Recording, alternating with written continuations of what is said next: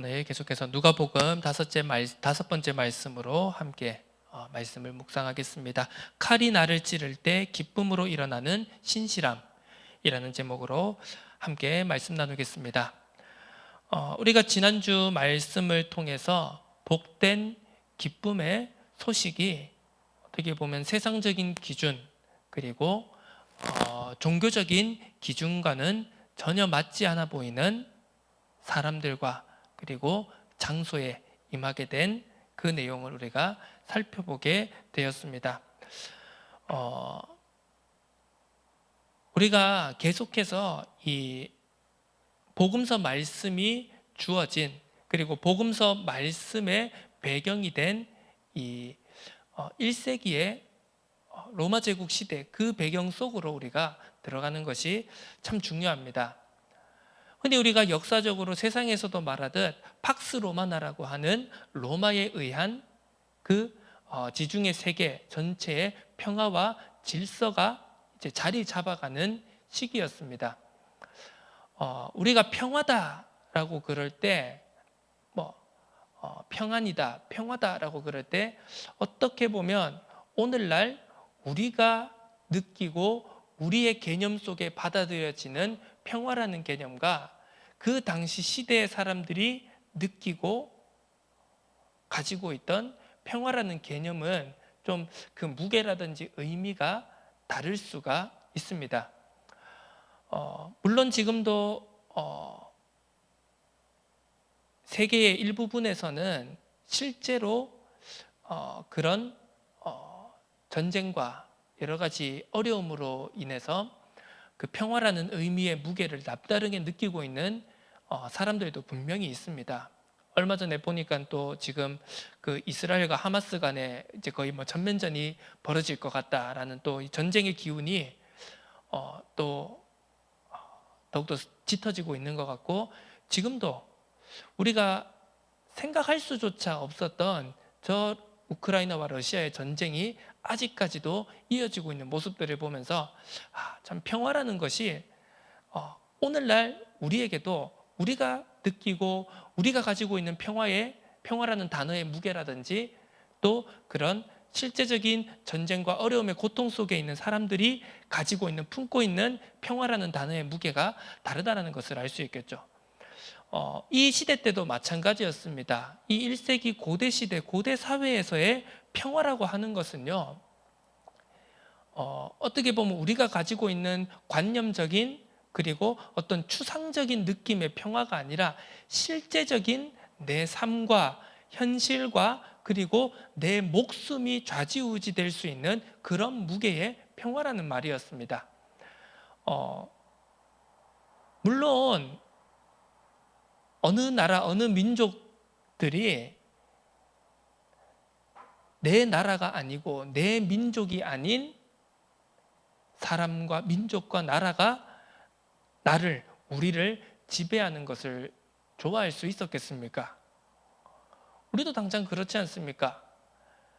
아직 어떻게 보면 100여 년 남짓한 시간이 지나왔지만 전체적인 역사에 보면 그렇게 긴 시간이, 오래된 시간이 아니었겠지만 아직도 우리는 일본이 한 36년여간 우리나라를 지배한 것을 가지고 아직도 감정이 좋지 않은 것을 볼 수 있습니다.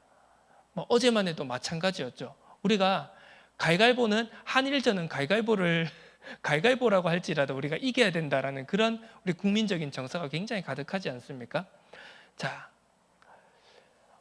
지중해 전 나라와 민족들이 로마에 의한 지배를 어떠한 조그마한 각자의 불만이 있더라도 받아들인 이유에는 그 로마가 가져다 준 평화가 너무나도 큰 것이었기 때문이었습니다.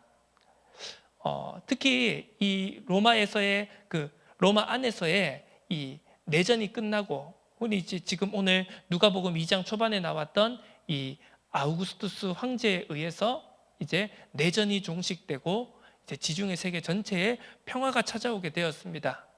인구 조사를 하고 세금을 걷고 상비군을 로마 제국 전체에 상주시키면서 이제 그런 내용 자체가 이제는 전쟁이 어떻게 보면 끝났다, 평화가 찾아왔다, 너희들의 생명은 이제 안전하다라는 의미로 받아졌을 것입니다. 이 당시에 이 로마에 보면은 그 도시 로마를 보면은 이 야누스의 신전이라고 하는 것이 있었습니다.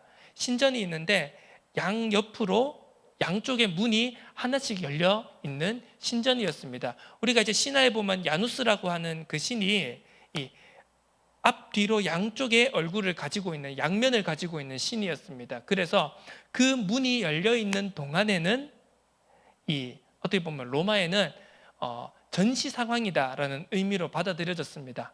이제 아우구스투스 황제가 즉위하고 로마 제국 전체를 다스리게 되면서 드디어 수백 년 만에 그 야누스 신전의 문이 닫힌 상황이었던 것입니다.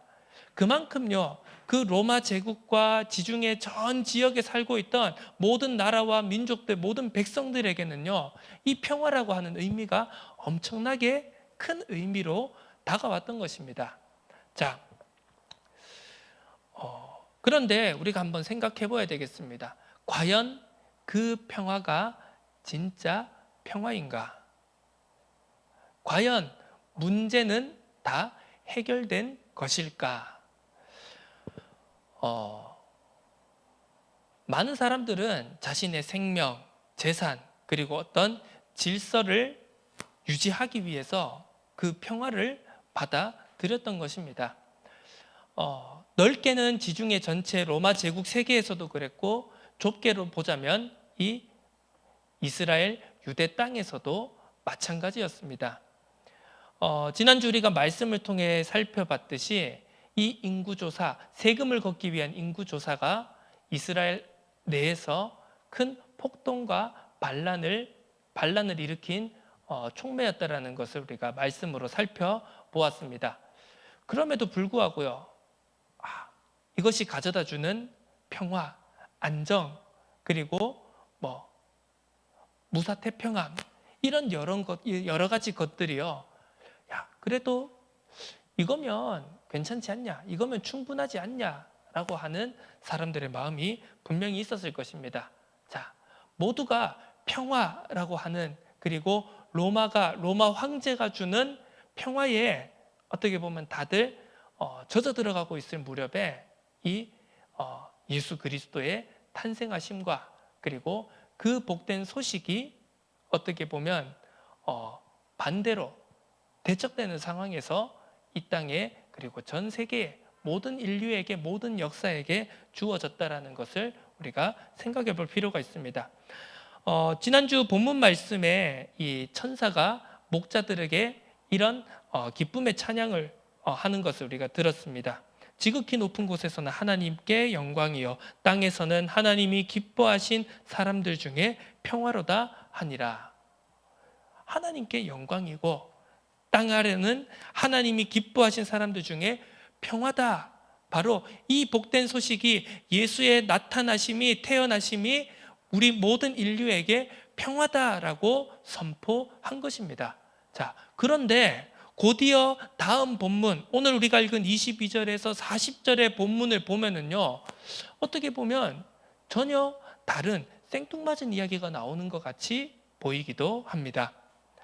자, 이제 예수께서 이제 정결 예식의 날이 참에 이제 이 두 부모가 아기를 데리고 예루살렘에 올라갔다고 했습니다. 우리가 다 알고 있듯이 율법에서 난지 8일 만에 할례를 행하고 이제 이 아이를 또 첫 해에 처음 난 자, 하나님께 드리는 거룩한 자라, 구별된 자라 한 그 율법을 지키기 위해서 이제 아기 예수의 부모가 이제 예수님을 데리고 성전으로 가게 되는 것이었죠.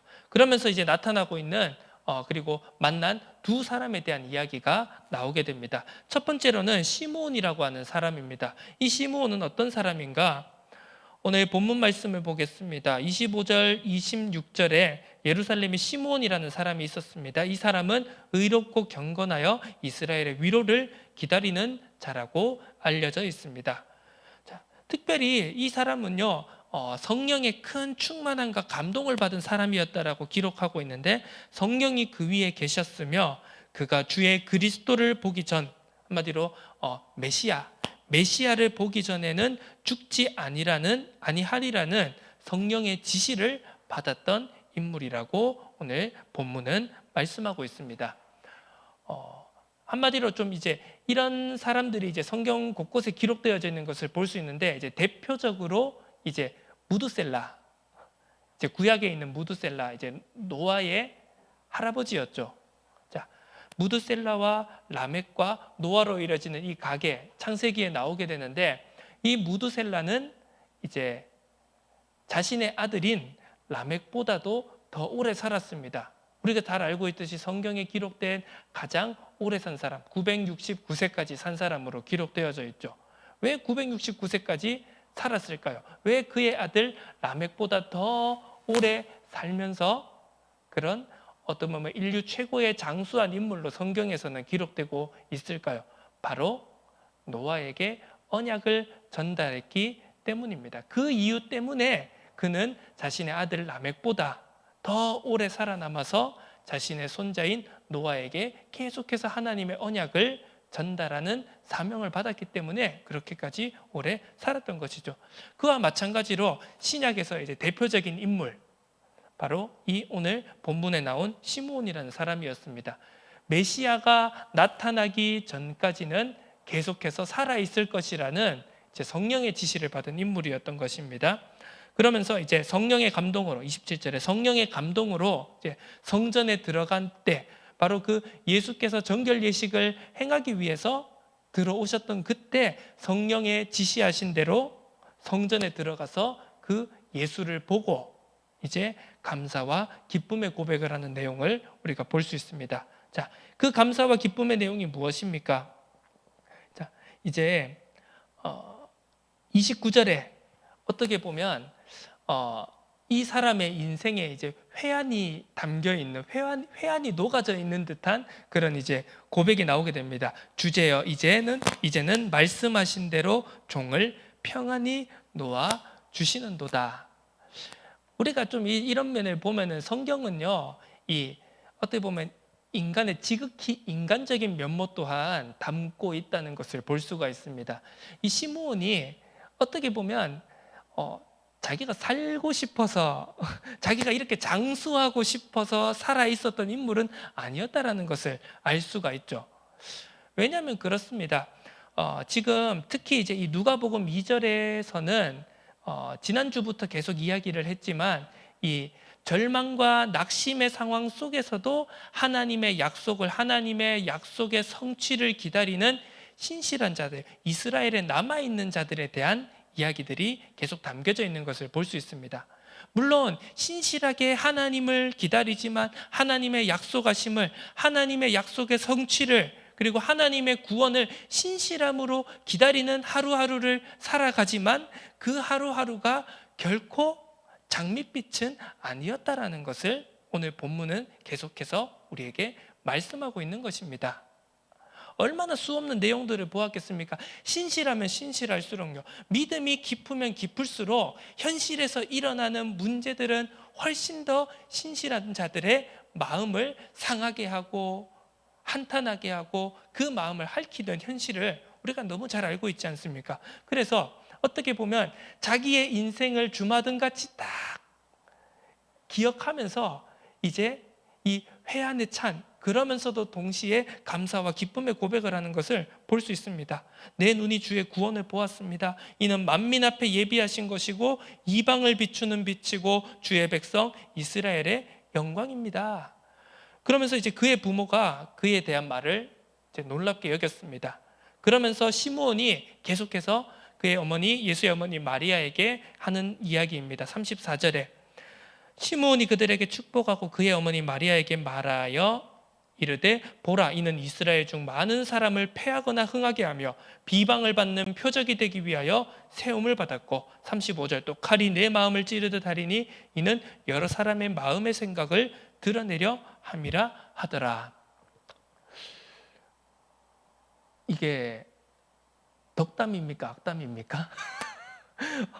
지금 아기가 태어난 아주 뭔가 생명이 탄생하고 그 생명을 하나님 앞에 드리며 율법을 행하는, 할례를 행하는, 굉장히 어떻게 보면 이스라엘 사람들에게는 경사스러운 축제와도 같은 날에 이게 무슨 축복인지 덕담인지 악담인지 모르는 말을 시므온이 마리아에게 하는 것을 볼 수 있습니다.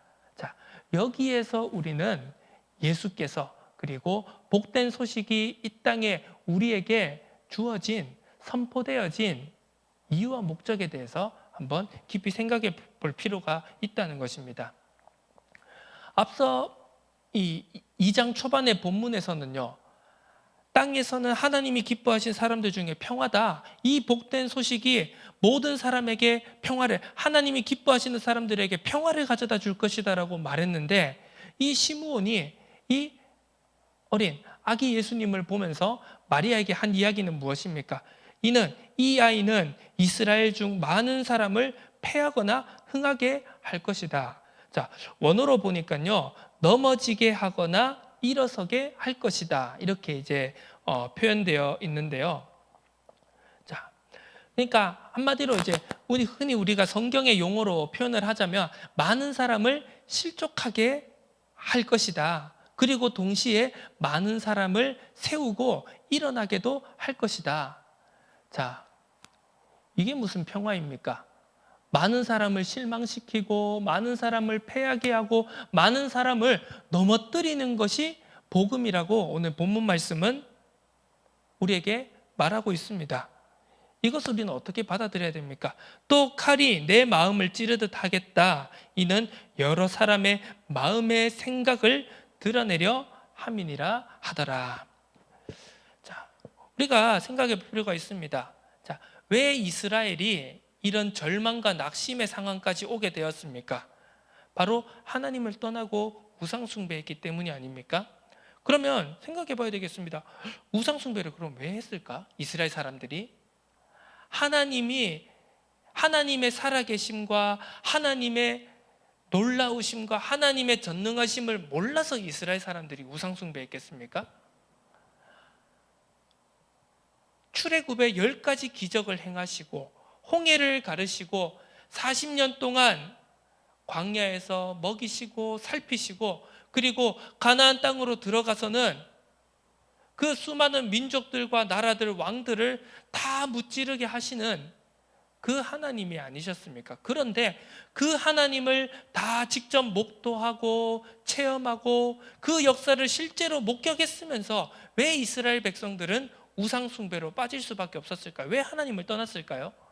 답은 간단합니다. 하나님을 몰라서가 아니라 바로 이스라엘이 원하는 걸 하나님이 주지 않으셔서 그랬던 겁니다. 이스라엘이 원했던 것은 무엇일까요? 그냥 무사태평입니다. 한마디로 그렇습니다. 무사태평입니다. 잘 먹고 잘 사는 것입니다. 어려움이, 문제가, 갈등이 없는 것을 이스라엘은 원했던 것입니다. 하나님, 이제 우리가 400여 년 동안 애굽에서 노예 생활하고 그렇게 고통을 당하고 이제 빠져나와서 가나안 땅에 들어와서 우리 땅, 우리 논밭, 우리 집 얻었으니까 하나님, 이제는 좀 우리를 편안하게 해주십시오. 그런 뜻 아니겠습니까, 하나님? 이제 우리 좀 편안해도 되지 않습니까? 이스라엘이 그걸 바랬던 겁니다. 그런데 아니죠. 하나님이 원하셨던 것은 무엇이었습니까? 너희는 나의 제사장 나라가 될 것이다. 그리고 가나안 땅에 들어가서 저 가나안 민족들을 멸해야 된다. 그리고 너희들이 이 땅에서 하나님의 나라를 세워 가야 된다. 그 사명을 계속해서 이스라엘에게 주셨던 겁니다. 그게 힘들었겠죠. 그게 불편했겠죠. 그게 부담스러웠겠죠. 이스라엘 사람들은 끊임없이 하나님에게 무사태평, 만사형통을 요구했는데 하나님은 그걸 주신 게 아니었다는 겁니다. 하나님의 뜻이 그게 아니었다라는 사실입니다. 그랬기 때문에 이스라엘 사람들은 그걸 바라면서 내가 원하는 것을 채워줄 우상을 찾아갔던 것입니다. 자, 우리가 절망과 원망 속에 잠겨 있으면 정작 문제 해결을 위한 제일 첫 번째를 놓치게 될 경우가 많습니다. 그 1번은 무엇입니까? 첫 번째는 바로 나라는 사실입니다. 나를 외면하고 눈 돌리기 시작할 때 끝없는 좌절과 원망을 끊을 길이 없다는 사실을 우리가 절대로 놓쳐서는 안 되겠습니다.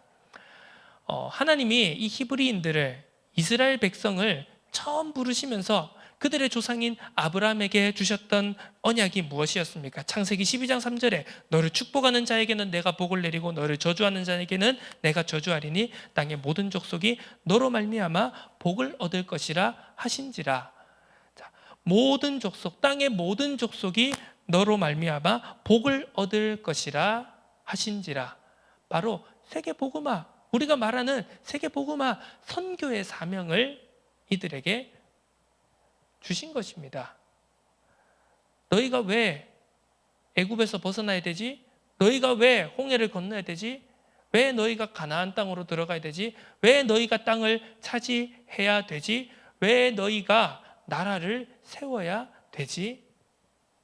바로 이 땅에 하나님의 나라를, 하나님의 통치와 하나님의 주권이 온전히 드러나는 하나님의 나라를 세워가는데 너희들의 사명이 있는 것이다. 그래서 그 나라를 보고 모든 나라와 모든 민족들이 하나님을 볼 수 있게끔, 하나님의 영광을 볼 수 있게끔 하는 것이 바로 내가 너희들을 선택하고 너희들을 세우고 너희들에게 복을 주는 이유다라고 하나님은 말씀하신 것입니다. 그런데 이스라엘은 그게 싫었던 것이죠. 우리 충분히 어려움 당하지 않았습니까? 충분히 어떻게 보면 우리 고난 당하지 않았습니까? 이제는 좀 만사 형통 주시면 안 되겠습니까? 그게 아니었던 겁니다. 어떻게 보면 가나안 땅에 입성해서 아수르의 바벨론에 멸망하기까지의 그 이스라엘의 나라의 역사는 바로 그 하나님의 뜻과 그 하나님의 뜻을 거부하는, 하나님 우리에게 이걸 주십시오, 하나님은 아니다, 내가 너희들을 부르고 세운 이유는 이것이다라는 그 두 개의 뜻 사이에서의 끊임없는 어떻게 보면 싸움이었던 것입니다. 결국 성경에서 말하듯 목이 곧은, 목이 뻣뻣한 이스라엘 백성들은 자신들의 뜻을 굽히지 않았습니다. 하나님의 뜻에 굽히고 하나님의 뜻에 무릎 꿇고 순종하지 않았습니다. 결국 그들은 멸망을 당할 수밖에 없었습니다. 포로 생활을 거쳐서 다시금 귀환하고 또 수백 년간의 헬라 제국에 의해서, 지금 또 로마 제국에 의해서 계속해서 고난과 어려움을 당하면서 오고 그러면서도 이스라엘은 깨닫지 못했던 것입니다. 그러면서 종교 지도자들은 어떠했습니까? 눈에 보이는 그냥 겉으로의 평화를, 질서를, 안전을 택했던 것입니다. 자, 우리 여기 성전 안에 딱 있을게요. 성전 안에서 우리는 종교적인 것, 그리고 이 이스라엘 땅 안에서 우리가 자치하는 권리만 우리가 행사할게요. 그러면서 우리는 로마의 질서를 따르겠습니다. 눈에 좋은 허울뿐인 그런 평화와 질서를 택했던 것입니다. 자,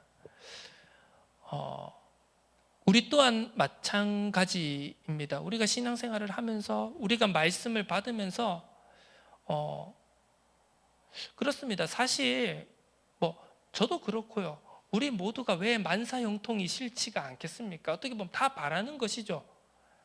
가정이 평안하고 자녀들이 다 잘 되고 아무 문제가 없고, 우리가 하나님을 믿으면서 신앙생활을 하면서 그렇게까지 되어진다면 얼마나 좋겠습니까만, 하나님의 뜻이 그것이 아니라면, 하나님이 우리에게 요구하는 것이,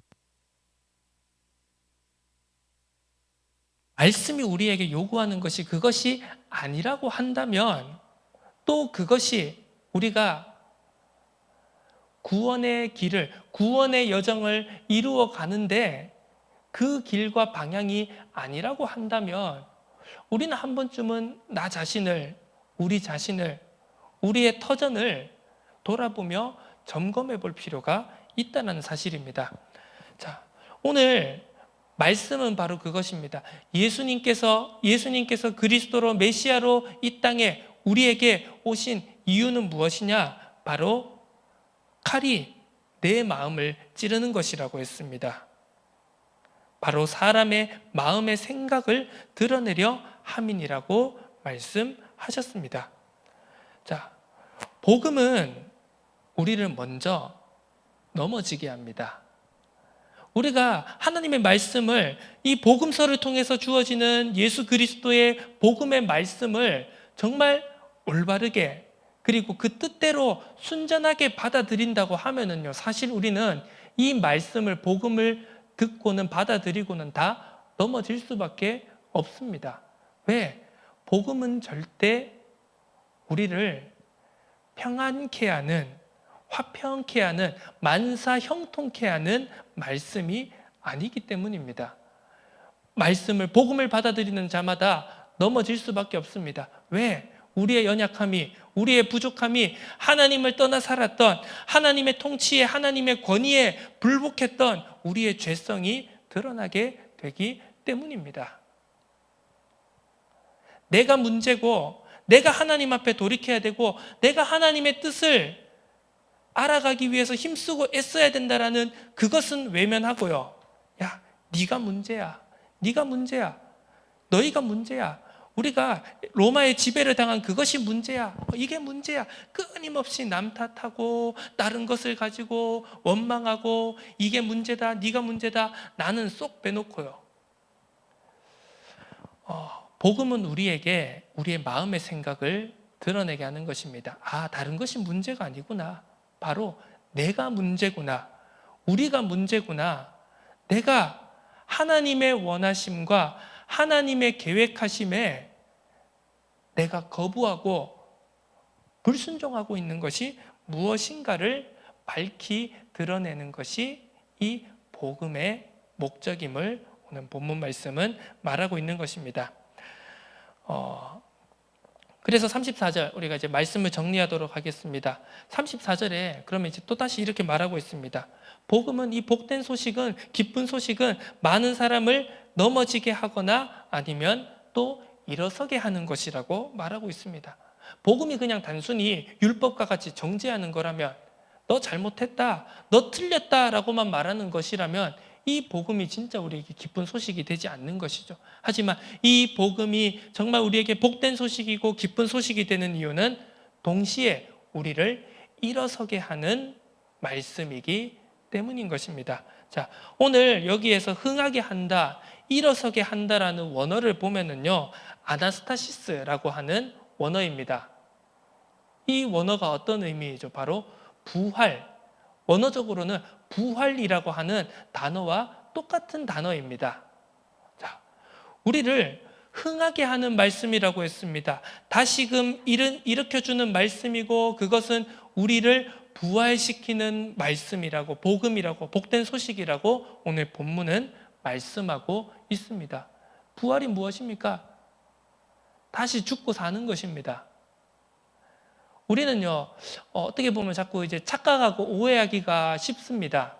그냥 나는 안 죽고, 나는 무릎 꿇지 않고, 나는 순종하지 않고, 하나님이 그냥 나를 승리시켜 주시고, 다 회복시켜 주시고, 다 응답 주시는 것으로 복음을 오해하기도 합니다. 하지만 아닙니다. 부활하기 위한 전제 조건은 무엇입니까?